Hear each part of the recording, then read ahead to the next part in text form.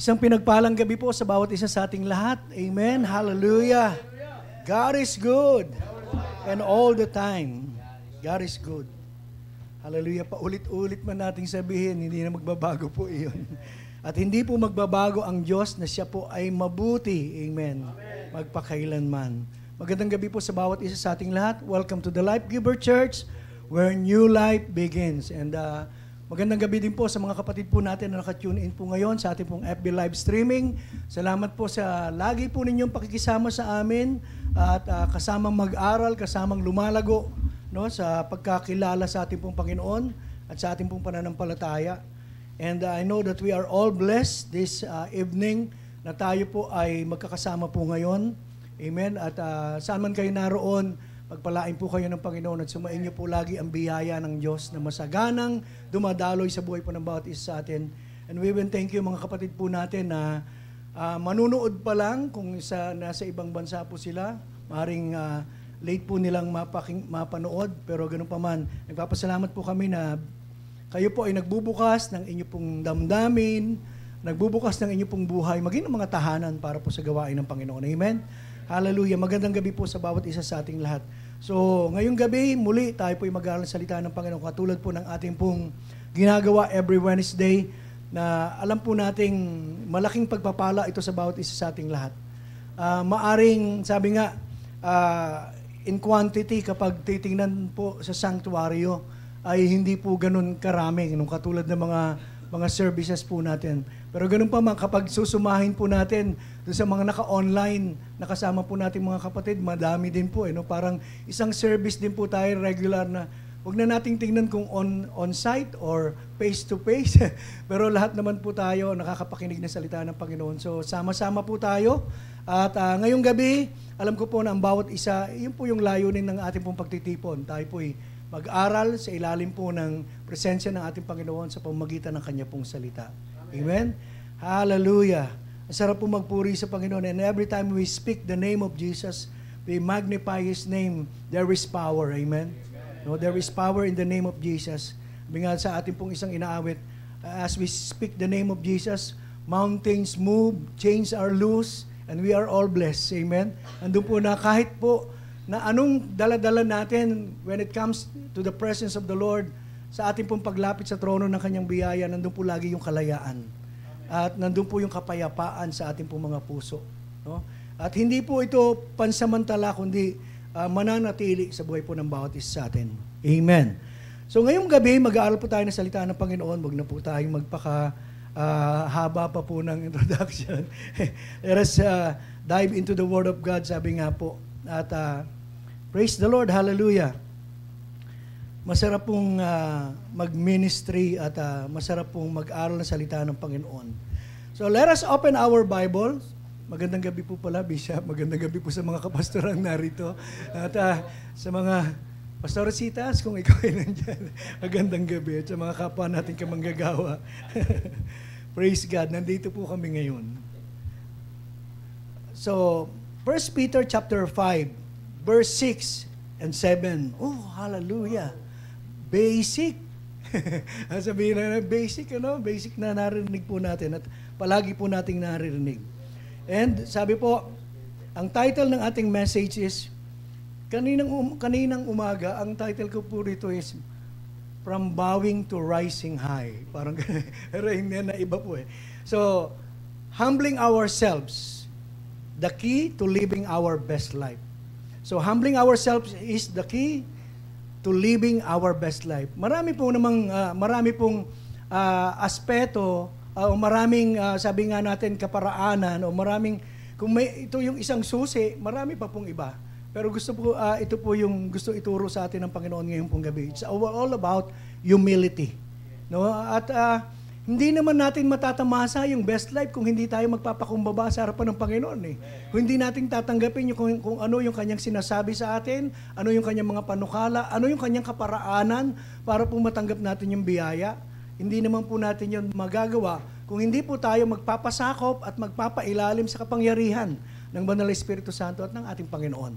So ngayon pong gabi, yun po yung ating title, Humbling Ourselves, the Key to Living Our Best Life. Basahin po natin sa Amplified Version sa 1 Peter chapter 5 verse 6 hanggang 7. Sabi po sa verse 6, dito po sa Amplified, sabi po, "Therefore, humble yourselves under the mighty hand of God. Set aside self-righteous pride, so that He may exalt you to a place of honor in His service at the appropriate time." So yun po yung sinasabi. "Therefore, humble yourselves under the mighty hand of God. Set aside self-righteous pride, so that He may exalt you to a place of honor in His service at the appropriate time." And verse 7, sabi po, "Casting all your cares, all your anxieties, and all your worries, and all your concerns, once and for all on Him, for He cares about you with deepest affection." Malalim na pagtingin, sabi po, "and watches over you very carefully." So purihin ang Panginoon sa pagkabasa ng Kanyang salita. Doon pa lamang po, nandun po na tayo po ay iniimbitahan ng Panginoon na tayo po ay magpailalim, magpakumbaba sa Kanya pong kapangyarihan at paghahari sa buhay po ng bawat isa. Sabi po, "Humble yourselves under the mighty hand of God. Set aside self-righteous pride." Kasi napapanahon po, because in 2 Timothy chapter 1 verse 3 hanggang chapter 3 verse 1 hanggang 5, di ba? Nandoon po sinasabi yung in the last days. So yung perilous times. One of those characteristic na magkakaroon ng mga tao, magiging ugali ng tao ay they will be proud. No, magiging mayabang. At ngayon parang ano na lang No, parang natural na yung ganun. No, kasama na sa sistema ng sanlibutan noon pa man, pero ngayon yung tao parang masyadong nananangan na lang sa sarili nilang kakayanan, even in their self-righteousness. Mabait naman ako, so magaling naman ako, so kailangan ibe-bless ako ng Lord. So sabi po, humility. And one metaphor says, sabi po, humility is like a fertile soil for a flourishing garden. Sabi po, humility is like a fertile soil for a flourishing garden. Ang kababaang loob daw po ay tulad ng isang matabang lupa sa isang yumayabong na hardin. So kapag matabang lupa, you are humble enough before the sight of the Lord, mas may kakayanan ka na gumanda yung buhay, no? At maging pagpapala din sa iba at the same time. So sabi po sa Tagalog, flourishing ay yumayabong. Sabihin nga po natin, yumayabong. Hindi po yumayabang. Yumayabong. Malinaw po tayo doon. So, humility is like a fertile soil for a flourishing garden. And humility is the key that unlocks the door to a fulfilling life. Para sa isang buhay na ganap at kasiyasiya, we need to humble ourselves before God sapagkat wala naman tayong maipagmamalaki sa Kanya. At anumang meron tayo ngayon, babalik tayo sa katotohanan na ang lahat ng ito ay biyaya ng Diyos. Regalo lamang sa atin. Ito po'y kaloob na hindi po natin binayaran. Siya ang nagbayad doon sa krus ng Kalbaryo. Tayo po, benepisyaryo lamang. Tayo po'y tagatanggap lamang. At sa bawat pagtanggap natin, wala po siyang ibang hinihiling kundi magpasalamat tayo at ang enjoy po natin yung biyaya na Kanya pong pinagpaguran, Kanya pong binayaran sa krus ng Kalbaryo. At sa Kanya muling pagkabuhay, sinelyohan ng lahat ng ito upang matanggap po ng bawat isa sa atin. So, yun po yung kababaang loob. And why humility is often viewed as weak? Kasi, sabi po, pag yung society na natin, paglipunan na natin, ang pinag-uusapan o mundong kinalalagyan natin, pag napag-usapan ba yung humility, positive ang dating sa kanila? Pag humble kayo na, alam mo, ang tingin sa'yo ng mundo kapag ikaw ay humble, mahina ka. Diba? So, why humility is often viewed as a weakness in our society? Humility is often misinterpreted as a weakness because it can be mistaken for the lack of confidence or assertiveness, especially in our society that value individualism and competitiveness. Yung mundong kinalalagyan natin, kailangan unahan, kailangan pagalingan.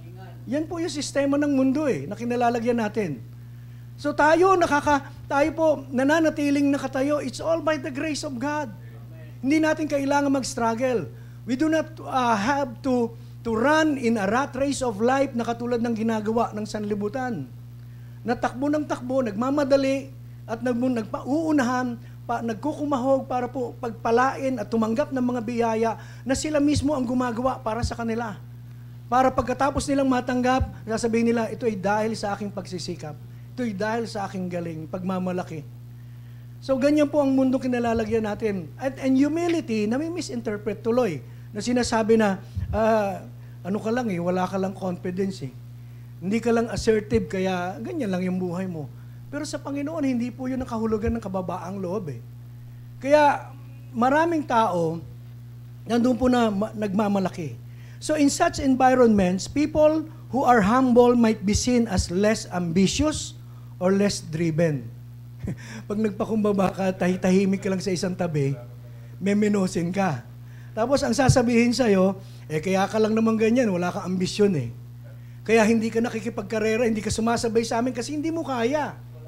At wala kang pangarap, you are less driven, walang nag-uudyok sa'yo, no?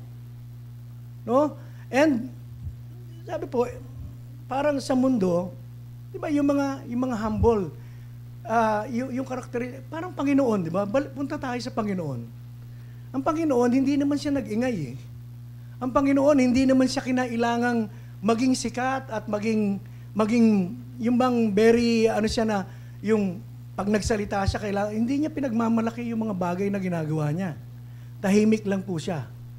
Parang sa ating kasabihan, yung taong maingay, yan yung mga walang Yan pa nga minsan yung mga walang alam, yung pa nga minsan yung dinadaan lang sa salita kasi parang nagtatago sila doon sa ganung kalagayan para kunyari strong sila. No? Pero hindi naman yun ang katotohanan. Parang aso lang, sabi nga, yung malakas kumahol, hindi naman nangangagat agad yun eh. Pero yung subukan mo mga ka na sila, iikot, tapos yung buntot niya gumagano, bigla ka nalang sasakmalin. At ang taong tahimik, mas malalo nga minsan, mas malalim. Mas malalim. Nag-iisip bago bitawan yung mga salita. So yun po yung sa humility. So misinterpreted po yan sa society na kinalalagyan po natin. Sapagkat sasabihin sa'yo, you are less ambitious or less driven kapag hindi ka masyadong masalita. Sabi po, kaya ibig sabihin, nagkakaroon tayo ng misconception about the word humility, kung ano ba ang tunay na kahulugan talaga. So kasi parang pag sinabing humility, low self-esteem ka dahil nga siyempre tahimik, dahil nga hindi ka nga yung driven na sinasabi nila. So pag anuhin po natin yung humility at saka yung low self-esteem, magkaiba po yun eh. Parang minsan, nagagamit natin ng parehas. Pag sinabing, low self-esteem yan, humble kasi siya. Mali po yun. Kasi humility, sabi po, this is generally seen as a virtue. Katangian po ito, magandang katangian, magandang pag-ugali. So humility is generally seen as a virtue, and those humble person recognizes their own strength. So ito yung mga humble ng mga tao, yung mga people with humility na sinasabi, merong virtue ng humility. A humble person recognizes their own strength and weaknesses without devaluing themselves.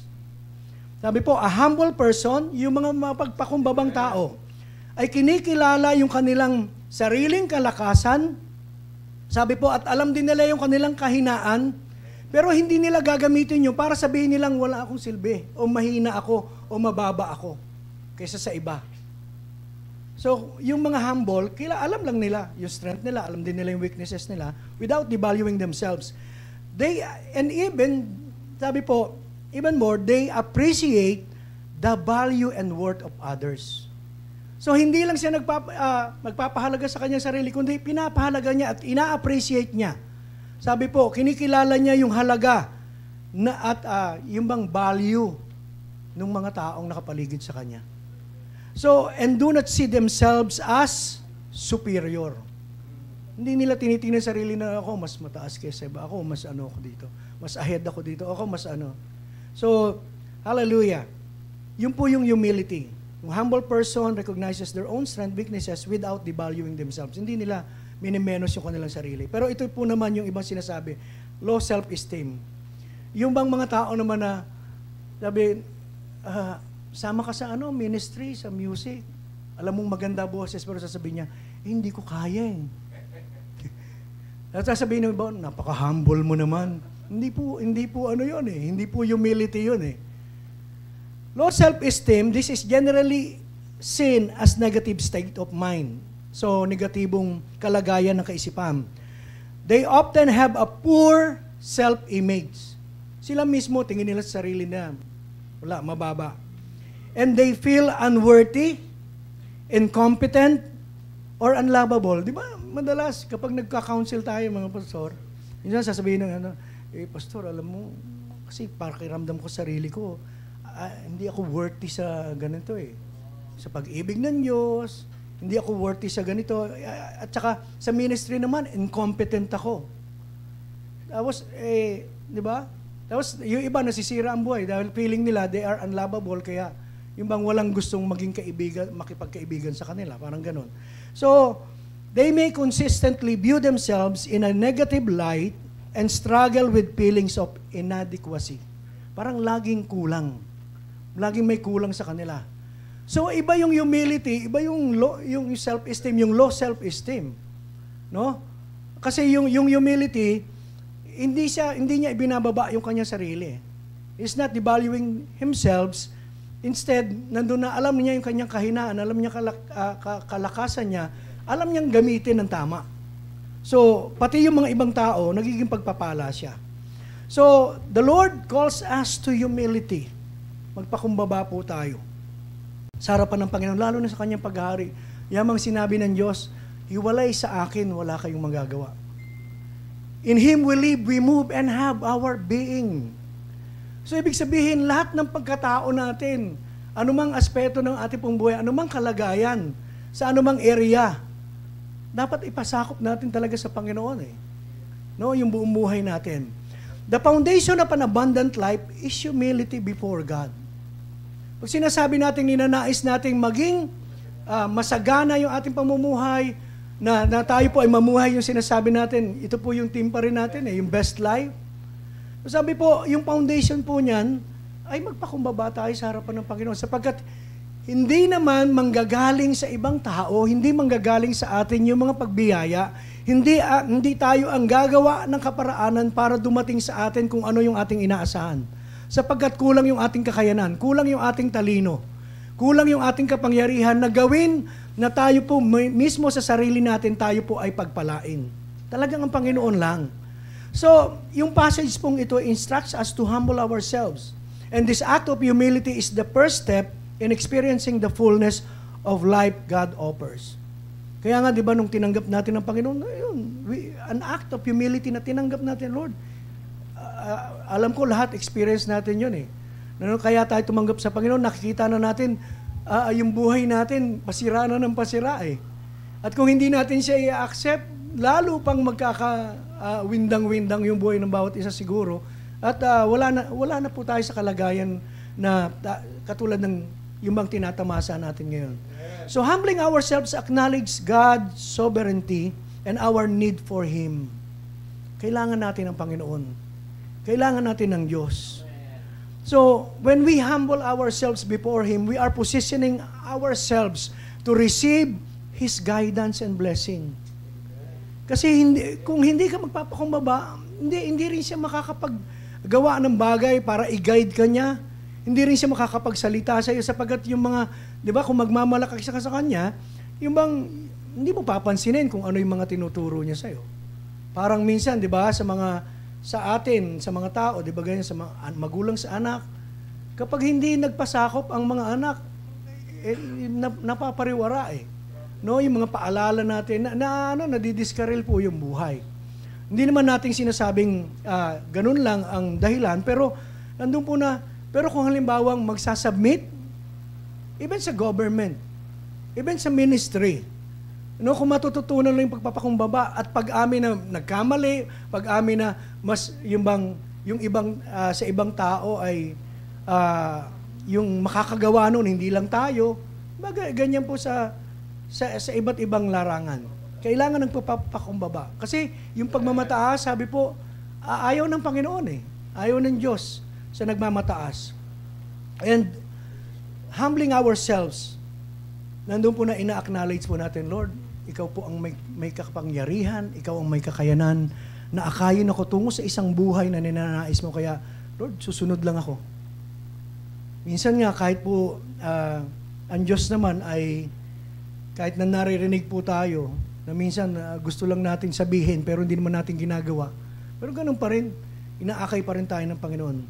In James chapter 4, verse 6 and 7, sa Amplified Version po, sabi po, but He gives us more and more grace through the power of the Holy Spirit to defy sin and live an obedient life that reflect both our faith and our gratitude for our salvation.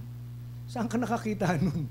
Na ang Diyos na nagsasabi sa iyo magpakumbaba ka, sabi po, siya rin na nagbibigay ng grace and more grace. No, siya yung nagbibigay. Kaya yung grace is divine enablement for all of us para gawin po, makaya natin gawin yung pinagagawa ng Panginoon. Kasi hindi natin kaya magpakumbaba sa harapan ng Diyos. Aminin po natin with our human, nandun po na yung ego po natin, yung pride natin, lalo na nung wala pa nga tayo sa Panginoon. Miski nga nandito na tayo lalo ngayon sa Panginoon dahil mas marami, alam na natin yung minsan kina-question pa rin natin yung mga word na natatanggap natin. At gina-justify natin yung mga ibang ginagawa natin. Hindi, sinabi naman dito sa ganito. Sinabi naman sa ganito. para lang yung bang ipalagay na tama pa rin yung ginagawa natin. Pero sabi po, He gives more and more grace through the power of the Holy Spirit to defy sin and live an obedient life that reflects both our faith and our gratitude for our salvation. Hindi natin kayang gawin yon. Hindi natin kayang sumunod. Hindi natin kayang i-defy yung mga kasalanan. Hindi natin kayang talunin ko sa sarili lang natin. But by the grace of God, He gives us more and more grace through the power of the Holy Spirit. That's why, yung bang, sabi nga, napagwawagyan na natin. Sin has no hold before us. Kasi nandun po na binibigyan tayo ng kakayanan ng Panginoon para paglabanan ito. At nandun po na para ma-reflect, lumiwanag, at yung bang makita yung ating pong pananampalataya, at magpasalamat tayo lagi sa kaligtasan na tinanggap po natin. And therefore it says, God is opposed to the proud and haughty, but continually gives the gift of grace to the humble who turn away from self-righteousness. So grace, gift of grace to the humble who turn away from self-righteousness. Ang tao ngayon, yun po yung kalagayan, napaka self-righteous. And tayo namang mga Kristiyano, pinapaalalahanan lamang po. Alam naman ng Panginoon na gusto po nating sumunod. At niya lang, minsan, may human as we are, sabi nga po, nandun po na nadadapa pa rin tayo. And sa verse 7, sabi po, so submit to the authority of God. Submit to the authority of God.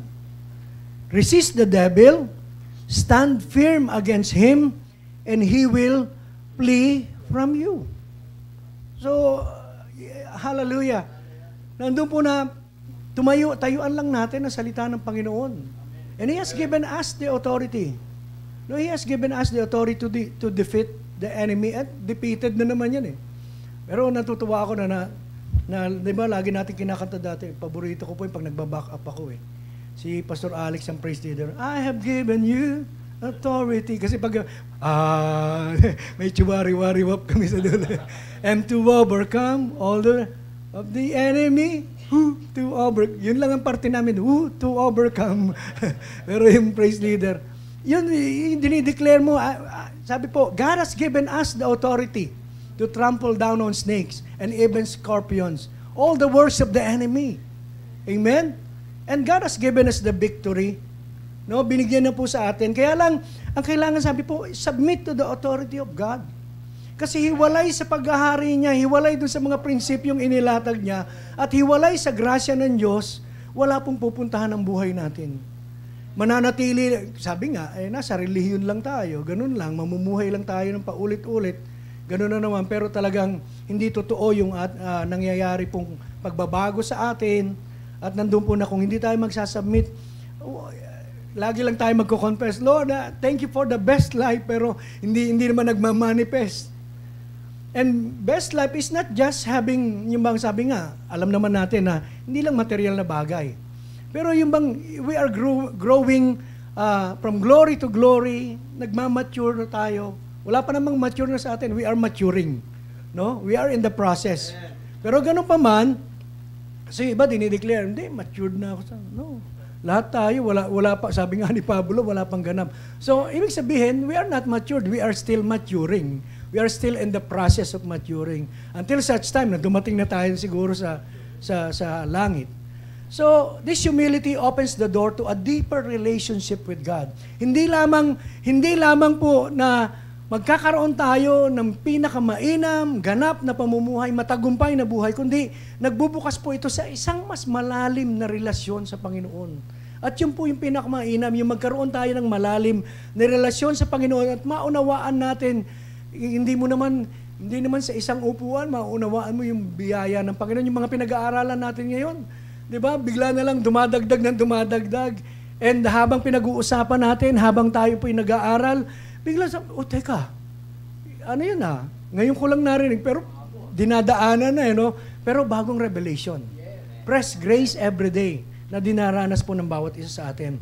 So, there is a call to humility, to submit to the authority of God, at nandun po na gawin po natin na yung buhay po natin ay hayaan natin siya yung mag-control. Kasi lagi natin sinasabi, Lord, you are in control. No, hindi totoo po yun Pero kasi marami pa rin tayo yung gusto natin ang nasusunod. So, and as we submit before the Lord, and for doon po sa calling na tayo po magpakumbaba, there is that promise of exaltation. And yung promise of exaltation means promotion. Means dadali niya tayo doon sa pinangako niyang uri ng buhay na gusto niya para sa bawat isa sa atin. So, di ba, sinabi po doon sa kanyang salita, therefore, humble yourselves under the mighty hand of God, set aside self-righteous pride, so that He may exalt you. No, hindi, so that you may exalt yourself. Or other will exalt you. Hindi po. Sa Diyos lang talagang promotion, sa Diyos lang talaga yung pagtaas ng paraan para po iangat yung antas ng ating pamumuhay, pagpalain tayo sa iba't ibang area, spiritually, physically, lahat po. Sa Diyos lang talaga, sabi po, so that He may exalt you to a place of honor, sabi po, in His service, at the appropriate time. May tamang panahon. May tamang panahon sa lahat. So, in everything, there is a season. So, He may exalt you at the proper time. So, God will exalt the humble in due time. Maring minsan, parang pinag-aaralan natin best life, pero hindi pa kami nakakaabot doon Hindi pa naman tayo lahat Kung meron man tayong kasaganahan na tinatamasa ngayon, hindi pa yan yung best na gusto ng Panginoon Marami pa siyang pwedeng gawin sa atin. More than we could imagine. Hindi natin malalagyan ng limitasyon yung kayang gawin ng Diyos. Maaring masagana na tayo ngayon sa ibang larangan ng buhay po natin, pero gusto ng Panginoon unti-unti na lahat ng inaasahan mo mag-manifest as you submit yourself to the authority of God. So, God invites us to humble ourselves as an act of trust and surrender, aligning our hearts with His purpose and leading us towards our best life. So, gusto ng Diyos, iniimbitahan niya tayo, bawat isa na magpakumbaba sa Kanyang harapan, bilang pagpapakita po natin ng ating pong pananampalataya at pagsuko sa Kanya. So, yun din yung pagsuko, negative din yun sa mundo. Pag sinabi mong isusuko ko yun, parang suko ka na. Parang ayaw mo na, you give up. Yun po yung agad na pumapasok sa kaisipan ng mga tao sa mundo. Pero yung iba po yung pagsuko is yielding ourselves before the Lord. Yung kalooban mo, ipapasok mo dun sa kalooban ng Diyos upang ang kalooban niya ang maganap sa buhay po ng bawat isa sa atin. Yun po yung yielding. to our God. So, hinihingi po yan sa bawat isa sa atin. At hindi naman tayo pinipilit. Yun nga yung hindi naman tayo pinipilit eh. Sa pamumuhay sa grasya, pinapaalalahanan lang tayo. Pinapaalalahanan lang tayo. So, there were Bible examples, yung mga characters na makita po natin na pagkatapos nilang magtiis ng mga ilang panahon, ay itinaas sila ng Panginoon. So, una, si Joseph. Si Joseph po. Joseph had to wait for 13 years before God's plan for him manifested. 13 years.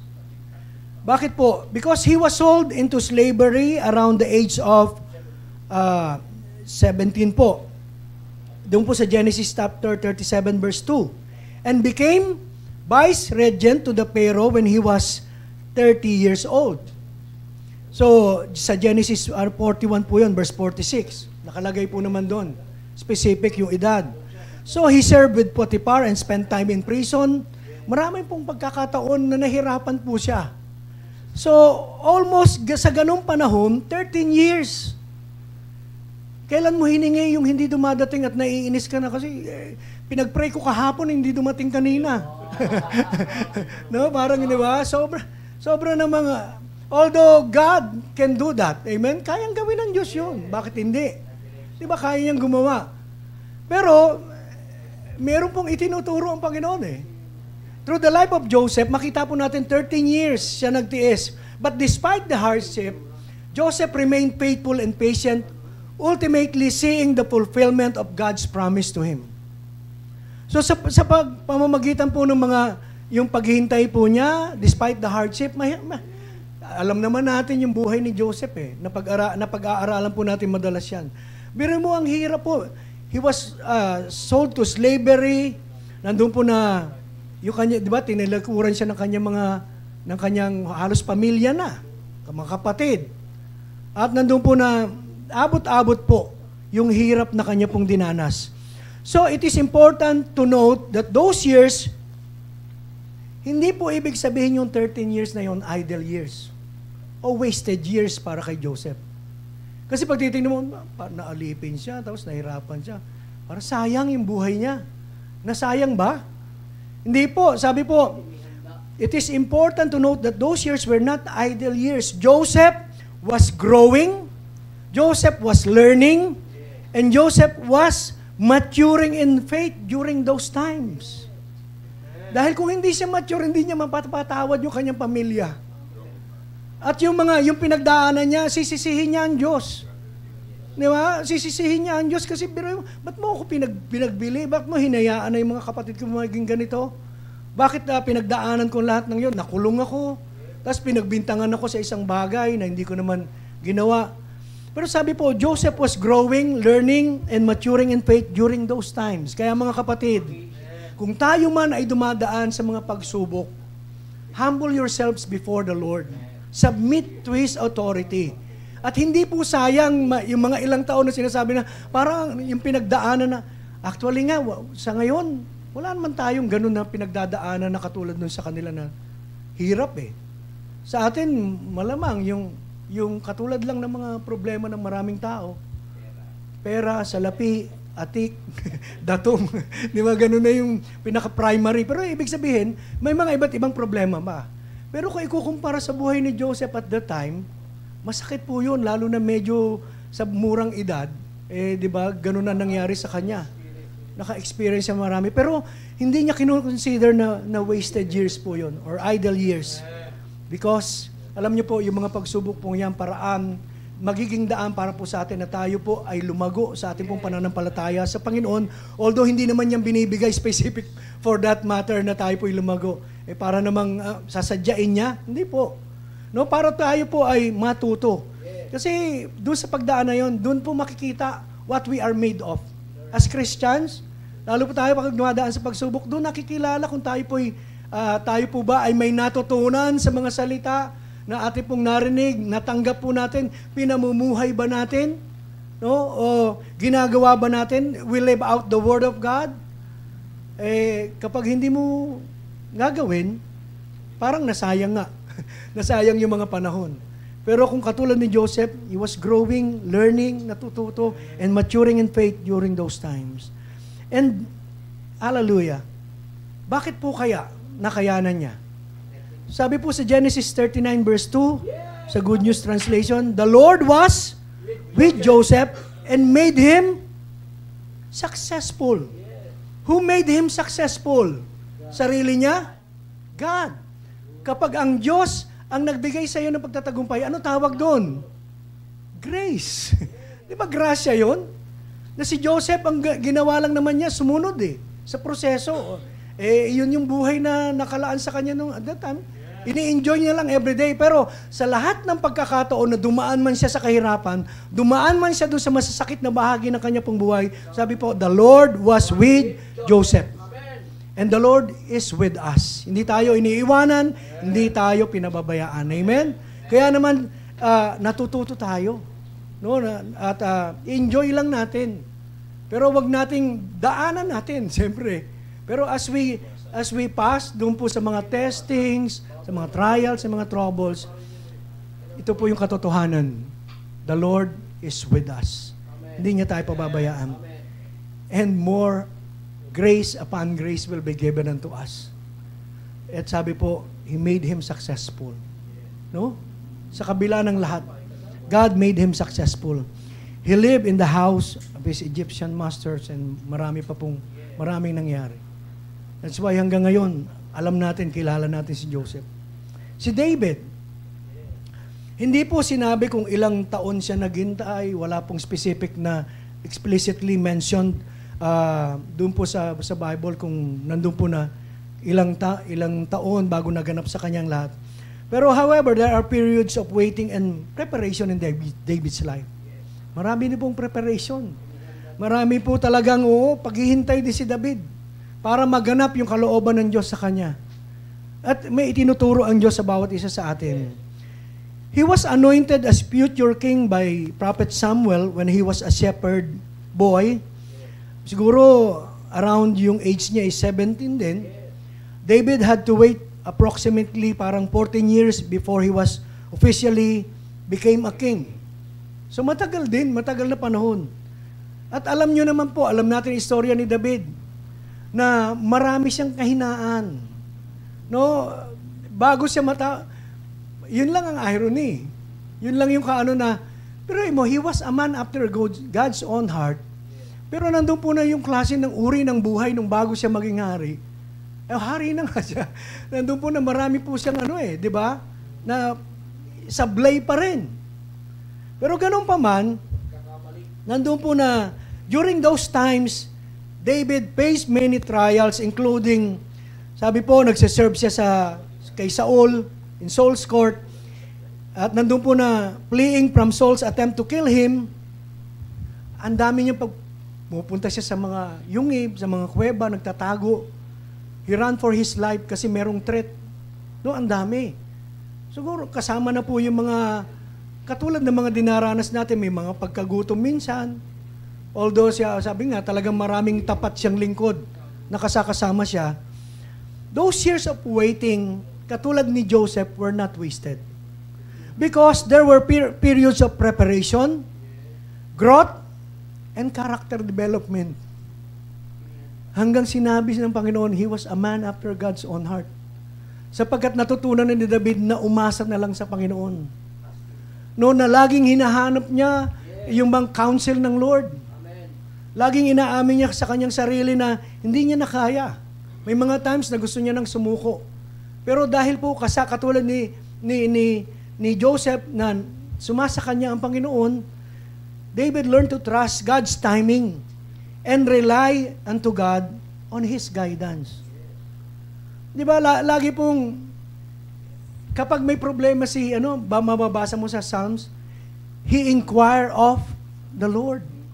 No, bawat may concern sa kanya, may kaugnayan sa kanya, pong kinakaharap o kanyang mga pinaplano, lagi pong he always inquire of the Lord. Lagi pong binahanap niya, Panginoon, Lord, ito yung aking At si David po, bukas na bukas yung kanyang damdamin sa Panginoon. Wala siyang itinatago. Pati yung kanyang mga kahinaan, pati yung minsan mga pagkakataon na nag-aalala siya, nagdududa siya sa mga magagawa ng Diyos. Pero nandun po na sinasabi niya lahat. And he always inquire of the perfect will of God for him. Amen. Yun po yung inaasahan. O tama lang na maging response natin doon sa paghahari ng Panginoon sa atin. And David learned to trust God's timing. No? Inintay niya.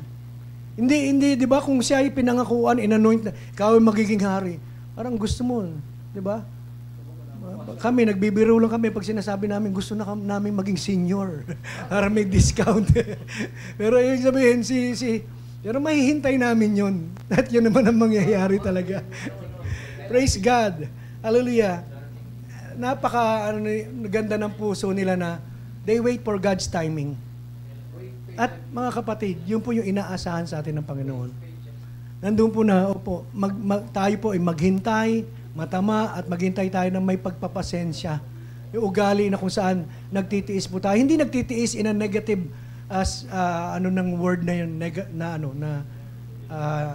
hallelujah, na ibig sabihin. So, God's timing is perfect. Kaya kung meron man tayong inaasam na maganap sa buhay po natin, may ipinapanalangin tayo, may inaasahan tayo sa mga susunod na panahon na gusto nating mangyari sa buhay po natin, sa iba't ibang larangan ng buhay po natin. Sabi po, God's timing is always perfect. God's timing is always perfect. In Ecclesiastes chapter 3, verse 11, sabi po, He made everything beautiful in its time. Basahin nga po natin sa Amplified yung buo. Sabi po, He has made everything beautiful in His time.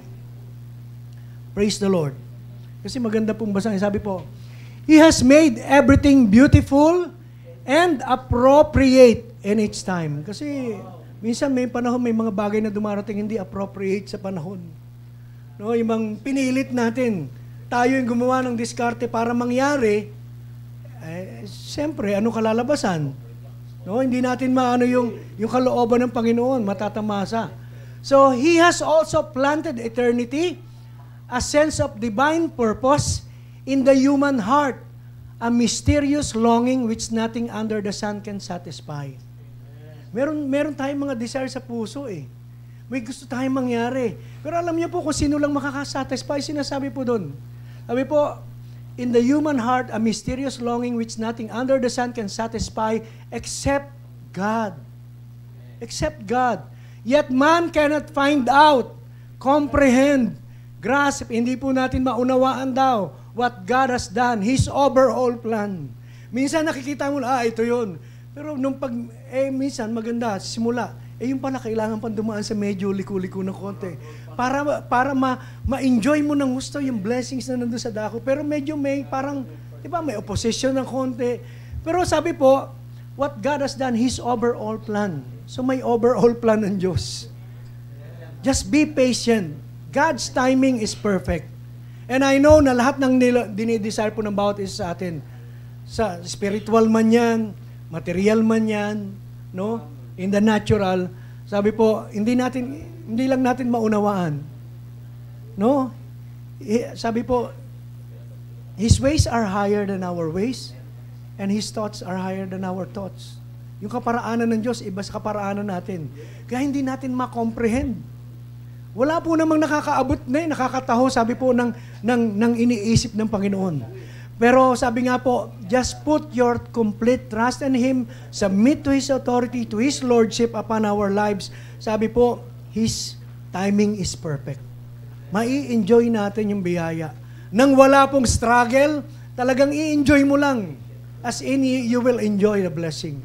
So sabi po, from the beginning to the end. So, hallelujah. May tinuturo po sa atin ng Panginoon. That in every circumstances happening in our lives, medyo hindi natin gusto, kaya lang may reason, hindi natin maintindihan, maunawaan pa, but at the end of the day, magagasgas yung Roman 8:28, that all things will work together for our own good. Amen? That is the perfect will of God. Hallelujah. So, hallelujah. Kaya nandun po na, umasa po tayo at magpakumbaba. sa harapan ng Panginoon. And there is an invitation to cast our care. Sa verse 7. So, an invitation to cast our cares. Sabi po, casting all your cares, all your anxieties, all your worries, and all your concerns. Hindi na, yung una, anxieties, yung worries lang eh. Sabi niyo, lahat naman may kaugnayan na sa inyo. Kung ano yung concern sa inyo, concern ako, kaya bigay nyo na sa akin. Sabi niya, once and for all on Him, for He cares about you. With deep, yun po yung nakakaano eh. Ito yung hindi ko makontain. With deepest affection, malalim, hindi masukat na pagtingin ng Diyos sa bawat isa sa atin. No? And sabi po, He watches over us very carefully. So, siya nag-iingat sa atin. Siya yung hallelujah. Kaya, hindi mo pwedeng yung pagkilos ng Panginoon eh. Napaka-simple minsan ng mga nangyayari. Kami po, minsan, yung favor ng Panginoon, hindi mo lang mayano eh. Kahit saan, sa ministry, sa trabaho. Minsan po si Dana nakwento ko na rin mo naman po ito, si Dana, doon sa branch po nila. Ngayon, bago na yung kanyang branch, doon na siya nalipat pero katulad na sinasabi at inaasahan namin, sabi ko, pag nalipat ka doon, baka yun ang kalooban ng Panginoon, malipat ka. Kasi ayaw niya, sabi niya, pwede na ba akong mag-resign? Sabi ko, pwede naman. Basta kung hindi ka na masaya, at meron ka, kaya lang, sabi ko, meron kang kailangan na mga options. Siyempre, aalis ka, dapat, di ba, may pupuntahan ka, o kaya, basta may inaay ka, may goal ka. Sabi niya kasi, parang na-stress ako doon sa isang branch. Nilipat po siya sa panibagong branch. Kanina hinatid ko siya doon. Kasi yung unang araw naman niya, na red tide siya. Na red tide nung kaya sumama yung dapat nung Monday pa siya pumasok. Pero doon sa pinanggalingan, stress siya, doon sa sabi ko, kumusta ka na dyan? Sabi niya, mas magaan dito. Stress-free. Kasi walang sabi ko, baka naman dahil walang trabaho, hindi rin maganda, konti lang ang tinatrabaho nyo, konti lang matututunan mo. Konti lang, sabi niya, hindi naman. Kasi maano po yung yung branch niya ay sa St. Ignatius na siya eh. Puro pang mayayaman na po. Yung nakaraan sa Eastwood. Sila Joey De Leon daw, sila Chris Aquino. Kaya lang yung branch manager niya sabi na doon, binabantayan siya. Parang tinitingnan yung performance. Tapos, lahat po yung nagkakamali. Kasi pag nagkamali ka, parang i-report ka. Lahat na nagkamali. Silang dalawa na lang ng branch manager ang naiwan. At sabi ng branch manager, Dana, manda ka. Susunod ka na. Ikaw na mare-report dahil nagkamali. Alam niyo po, kinabukasan, sabi po nung manager niya, Dana, ngayon ko napatunayan, anak ka talaga ng Diyos. Kasi siya yung na-report, siya nagkamali. siya lang doon sa lahat ang hindi nagkamali doon sa mga assignment. Sabi ko, favor na Panginoon. No, as you humble yourself na sinasabi mo, Lord, kailangan kita. Lord, ikaw lang yung Diba, ganun lang maliliit na bagay. Hindi naman yung malaking himala eh. Pero totoo ang salita ng Diyos na habang tayo nagpapakumbaba sa Kanya, He will take good care of us. Pangangalagaan tayo ng Panginoon. At nandun po na, He will give, sabi nga po, yung with deepest affection. Kasi concern siya sa atin eh. Hindi tayo pwedeng isang tabi lang ng mga tao, sa libutan na sinasabihin na imimenos tayo. No, ang Diyos ang magtataas sa atin. He will exalt us in the appropriate time. Sabi ko nga, lahat tayo, ganun ang buhay natin. Sa ibang larangan, kahit po sa paglilingkod eh. Diba? Hindi naman tayo lahat nandun na nagmula sa ganun na kaagad na. No, lahat po tayo, sa pamumuhay po natin, ay nagsimula sa mababa, nag-humble tayo ng ating sarili sa Panginoon. We yield to His will, at nandun po na hinayaan natin yung kalooban niya maganap. At yun ang nangyari. And there is an invitation to cast our cares upon Him. Trusting God with our worries is practical manifestation of our faith, acknowledging that He cares for us. Yung pong pagtitiwala sa Diyos,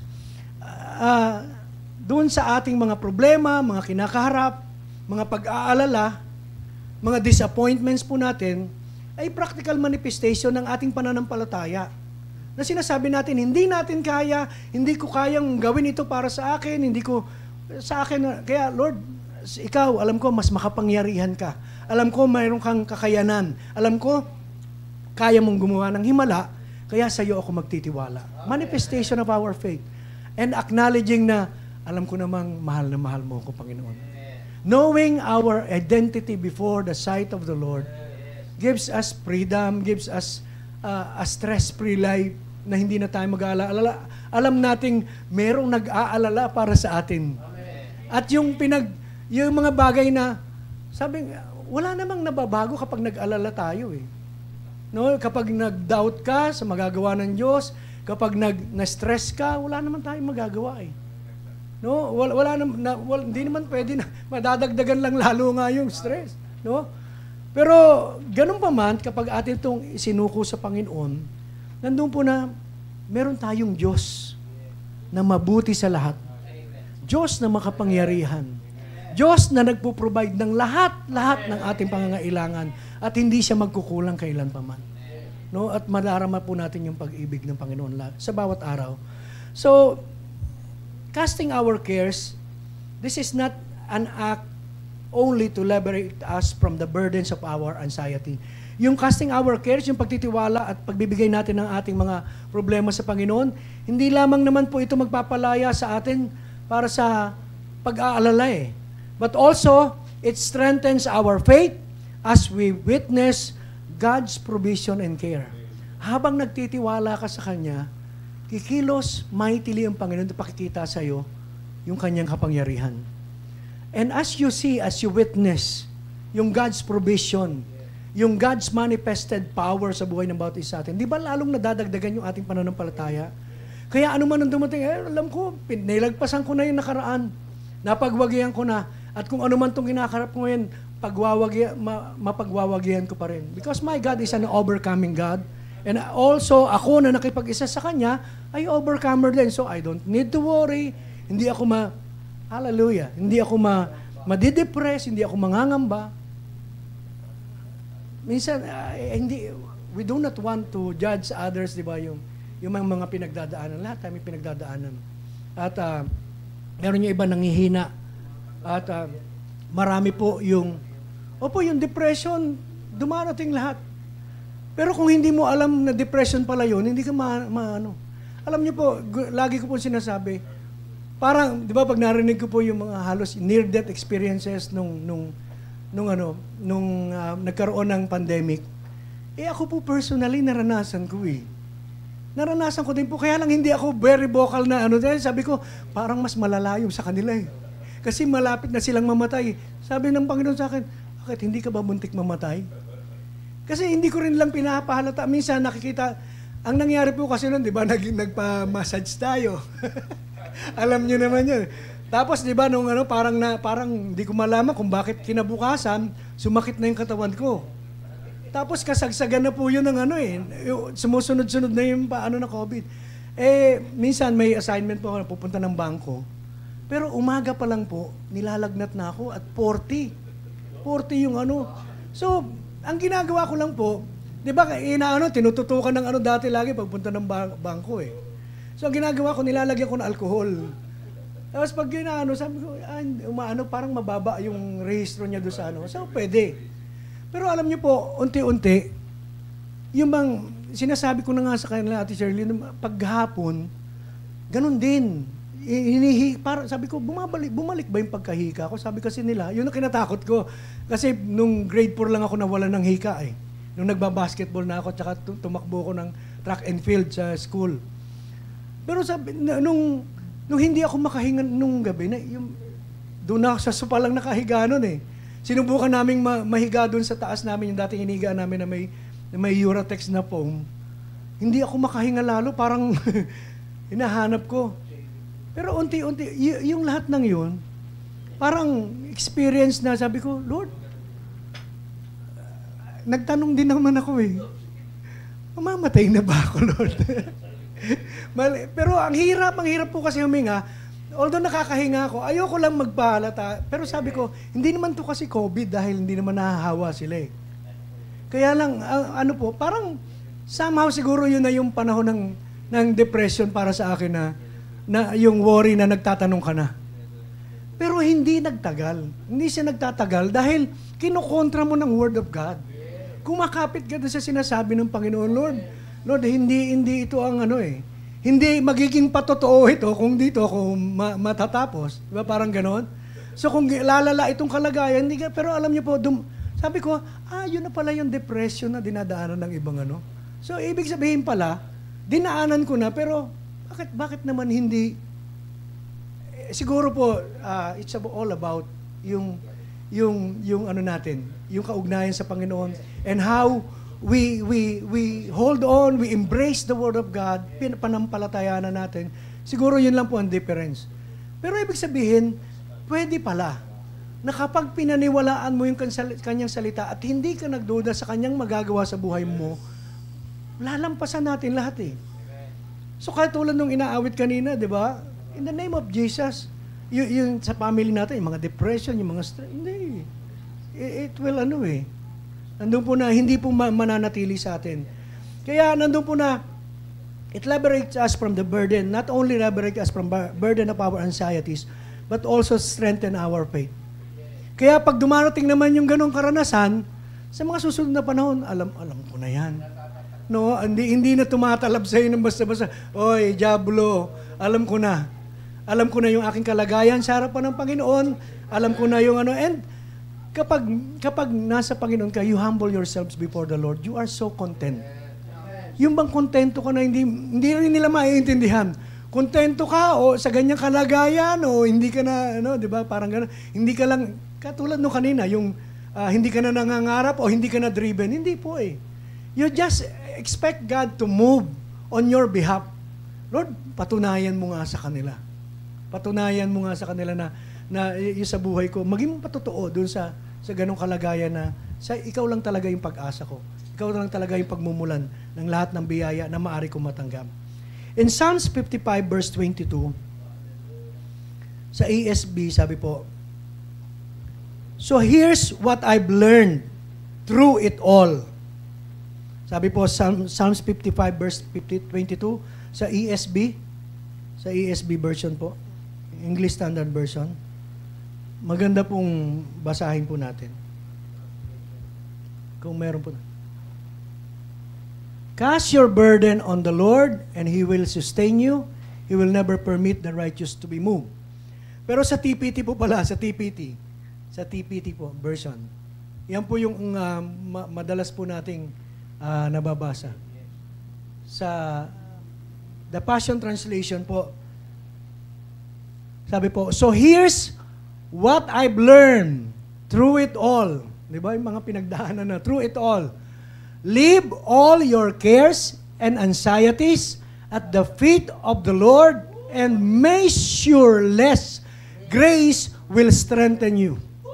Measureless. Walang sukat. Ibig sabihin, kung ano yung pangangailangan mo yun at sosobrahan pa ng Panginoon. Abot-abot na grasya ng Panginoon ang ibibigay sa atin at magiging daan para tayo po'y manatiling malakas. So here's what I've learned through it all. Leave all your cares and anxieties at the feet of the Lord and measureless grace will strengthen you. Hallelujah. And in Romans chapter 8, sabi nga, di ba, He who did not spare His own Son, siya na hindi nga binigay sa atin, ay hindi nga pinagkait ang ating Diyos, ang ating Panginoong Yesus. Pagkakait pa kaya niya yung mga ilang pangangailangan na meron tayo, na nilalambing lang naman natin siya, na hinihiling natin sa Kanya, di ba? Alam niyo po, laging gano'n ang kalagayan natin bilang mga anak. Doon sa mga hinihingi natin, ang tingin lang naman ng Diyos dyan, hindi paghingi talaga paglalambing lang natin sa Kanya. At tuwang-tuwa ang Panginoon na naglalambing ka sa Kanya, na sinasabi mong, Lord, ito yung kailangan ko, ito yung ko. Yun ang gustong-gusto niya, na tayo po'y dependent sa Kanya, sa Kanyang magagawa sa buhay ng bawat isa sa atin. And in Isaiah 46 verse 4, sa Good News Translation, sabi po, I am your God, and I will take care of you. Kahit na yung buhok mo, gray na. Kahit sa pag-senior natin, sabi po, sa pagtanda natin, hindi tayo pababayaan ng Panginoon. Isaiah 46 verse 4. No, yun po yung sinasabi, I am your God, and I will take care of you. Di ba napaka-personal nung sinasabi, I will take care of you. Pangangalagaan kita. At ang Diyos, pag nangalaga, hindi lang yung sabi po, even to your old age, I am He, and even to your advanced old age, I will carry you. I have made you, and I will carry you. Be assured, I will carry you, and I will save you. No? I will carry you. Ilang pa ulit-ulit para hindi natin makalimutan, hindi tayo bibitiwan ng Panginoon. With deepest affection, He cares for us. Na ano man ang maganap sa buhay po ng bawat isa. Kaya nandun po na, tayo po, bilang mga anak ng Diyos, ang kailangan lang po natin ay magpakumbaba sa Kanya pong banal na harapan. Submit unto Him, at nandun po na, yung plano ng Diyos, plano niya ang mga ganap sa atin. Let us just always hear His voice. Sabi nga, di ba, marami kasing tinig na nandito sa mundo na nag-aas, nagka-clamor ng ating pandinig. Hinihingi yung pandinig natin. Hinihingi na siya yung paniwalaan natin. Even the religion. Di ba nga, marami nagsasabing ito yung totoo, ito yung ganito. Pero ang totoo, isa lang, ang Panginoong Jesucristo. Ang Diyos na namatay sa krus ng Kalbaryo at ng ikatlong araw na buhay ng maguli. Siya lang ang totoo. Walang nakagawa na iba niyan. At nandun po na tayo po ay magpailalim. So, therefore, humble yourselves under the mighty hand of God.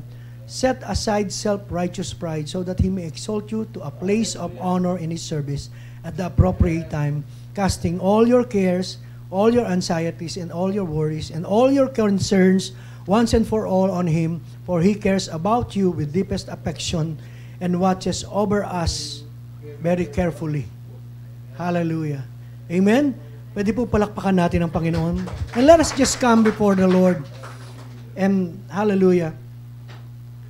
Katulad po ng isang mabuting pastol, siya po yung mag-aakay sa atin tungo sa isang mainam na pastulan. Ang kailangan lamang po natin gawin ay makinig sa Kanya at sumunod sa Kanya. Aakayin niya tayo sa isang buhay na ganap at kasiyasiya.